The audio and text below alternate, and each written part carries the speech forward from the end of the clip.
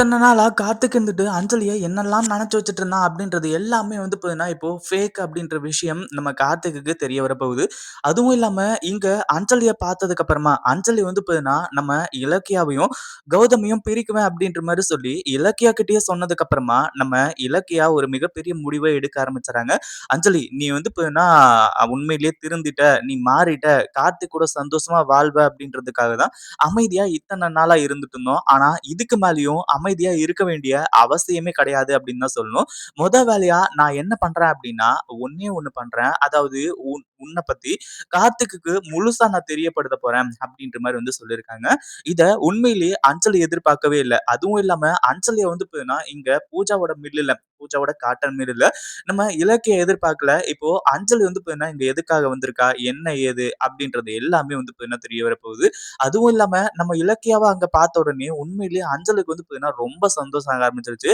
ஏன்னா, இலக்கியா இருக்கக்கூடிய இடத்த வந்து பார்த்தீங்கன்னா, கண்டுபிடிக்கிறதுக்கு இந்த அஞ்சலி ரொம்ப போராடிக்கிட்டு இருந்தா. அதே மாதிரி இங்க அடுத்தடுத்து வந்து பார்த்தீங்கன்னா, எப்படியோ ஒரு வழியா கண்டுபிடிக்க போறா. ஆனா, அதே சமயத்துல நம்ம இலக்கியாவுக்கு கார்த்திக்க பத்தி வந்து தெரிய வருது. அதாவது அஞ்சலி வந்து பார்த்தீங்கன்னா, கார்த்திக்க ஏமாத்திட்டு போறா. அதாவது அந்த சொத்து எல்லாத்தையுமே வந்து பார்த்தீங்கன்னா, அஞ்சலி அடையறதுக்காக தான் வந்து பார்த்தீங்கன்னா, வெயிட் பண்ணிக்கிட்டு இருக்கா. அப்படின்ற விஷயம் தெரிய வருது. அப்பதான் நம்ம இலக்கியா வந்து பார்த்தீங்கன்னா, முடிவு பண்றாங்க.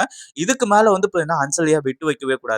கார்த்திக்குக்கு எல்லா உண்மையும் தெரியப்படுத்தணும். அதுக்கப்புறம் கார்த்திக் வந்து பார்த்தீங்கன்னா, அஞ்சலிய வச்சுக்கிட்டு கடைசி வரைக்கும் வந்து பார்த்தீங்கன்னா இருந்து ஏமாந்து போக போறானா? இல்ல வந்து பார்த்தீங்கன்னா, அஞ்சலிய இங்கருந்து விரட்ட போறானா? அப்படின்றத அவன் முடிவு பண்ணிக்கட்டும் அப்படின்ற மாரி நெனைக்கிறாங்க.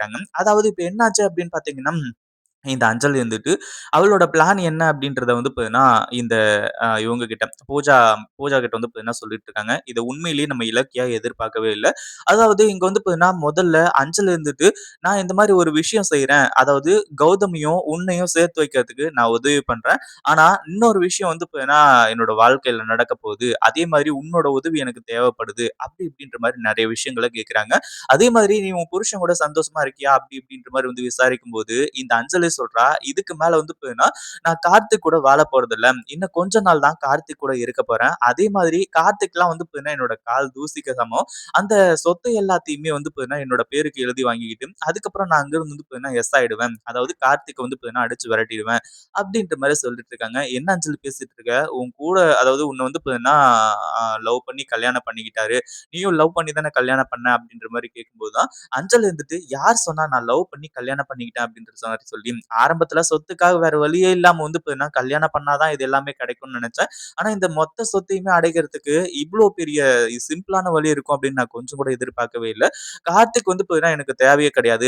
என்னைக்கா இருந்தாலும் அவன் எனக்கு வந்து பிரச்சனை தான். அதுக்கு அந்த சொத்த வந்து பார்த்தீங்கன்னா, ஆட்டைய போட்டுட்டு நான் பாட்டுக்கு கிளம்பி போயிட்டே இருப்பேன் அப்படின்ற மாரி சொல்றாங்க. அத தான் வந்து பார்த்தீங்கன்னா, இலக்கியா இருந்துட்டு வீடியோ எடுத்து நம்ம கார்த்திக் கிட்ட கொண்டு போய் காட்டுறாங்க. அஞ்சலி இவ்ளோ கேவலமானவ தான். அஞ்சலி நல்லவளே கிடையாது. அவ இவ்ளோ பெரிய தப்பு பண்ணிக்கிட்டு இருக்கா.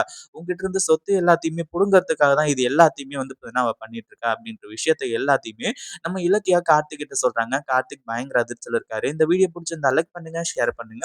இப்பதான் நம்ம சேனலுக்கு ஃபர்ஸ்ட் டைம் வரீங்க அப்படின்னா, கீழ இருக்க சப்ஸ்கிரைப் பட்டன பிரஸ் பண்ணிக்கோங்க.